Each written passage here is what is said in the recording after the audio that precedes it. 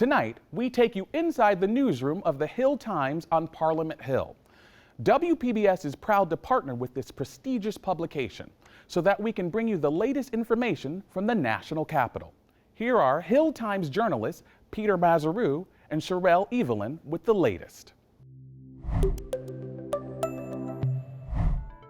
Hello everyone, I'm Peter Mazaru. And I'm Sherelle Evelyn. Welcome back to the Hill Times office here in Ottawa.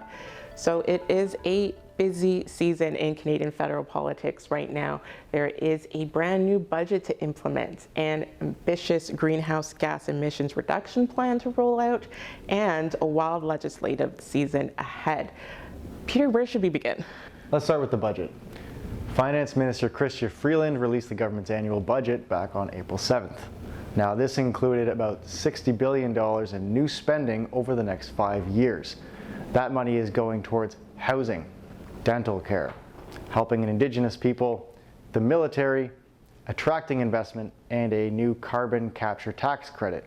We'll come back to that later. It also included about $25 billion in projected new government revenues over the next 5 years. So that includes phasing out the government's spending plans on COVID relief faster than anticipated, a new tax on banks, as well as closing commonly exploited tax loopholes. But releasing a budget is one thing, implementing it is another. Yeah, absolutely. So the budget bill itself won't be so difficult to get, over and done with because of a deal that the Liberals forged with the NDP back in March, a supply and confidence agreement. This means that the next 4 budgets are going to pass without the government falling. But actually selling the budget is going to be something else because there's a lot of spending, as Peter just laid out, but there isn't a lot of short-term relief for people amid high inflation. Now, the Bank of Canada, it's going to keep raising the key interest rate over the course of the year, but economists say that that's not necessarily enough to cool things down, not when we are still dealing with global supply chain issues caused by the pandemic and the war in Ukraine. And speaking of the war, $8 billion in new money for our military in this budget. But the national defense doesn't necessarily have the greatest track record in getting this money out the door. Not when there's a less than efficient procurement system and a long-standing culture crisis within the institution that it's making it really difficult for people to want to join up. Finally, jurisdiction, healthcare, housing, infrastructure.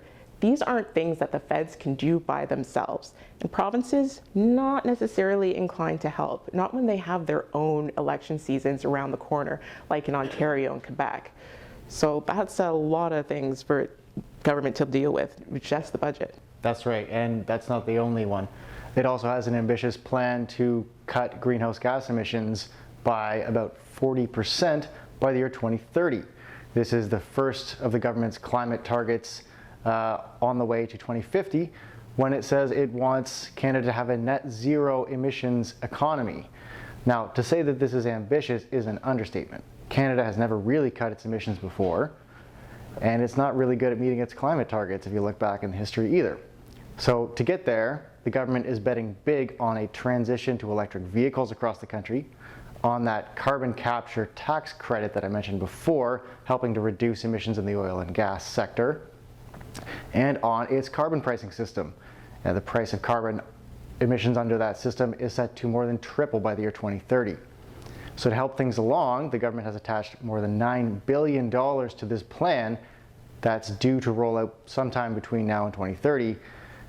To get the emissions down in time, though, the private sector has to start moving fast, getting some of these projects started so that they'll be done early enough to make a difference, and the government's got to help them with that. Yeah, and while all of that's going on, we're also entering what's called silly season here on Parliament Hill. That means it is the legislative crunch time. So the government has proposed or already tabled a suite of legislation, and some of this will do things like bring online streaming services like Netflix and Disney Plus under the Broadcasting Act and have them be regulated by the CRTC. There's another set of proposals that would make tech giants like Google and Facebook, and they would have to pony up and pay news publishers for distributing and sharing their content on their platforms. Speaking of the environmental plans, there's the long-promised Just Transition Bill. This was supposed to materialize in the last Parliament, and it's supposed to help workers adapt to this new net zero emissions economy. There's also the bills that would do things like keep Quebec riding static while the riding boundaries are redrawn. There's changes to the Official Languages Act, changes to the Criminal Code to scrap a bunch of mandatory minimum sentences, and another set of rules that would set out standards for when border guards can search through your cell phone or your laptop when you're crossing the border. So there's only so much cooperation that the Liberals are going to have with the NDP for all things that are not budget bills. And the Conservatives, they're always spoiling for a fight. So debates and committee meetings throughout the spring session are going to be not necessarily smooth sailing as the government tries to get all of these bills through and done before both the House and Senate rise in June. Yeah, and that's more than enough to keep decision makers in Ottawa busy for the next few months. Until next time, I'm Peter Mazaru. And I'm Cheryl Evelyn. We'll see you again.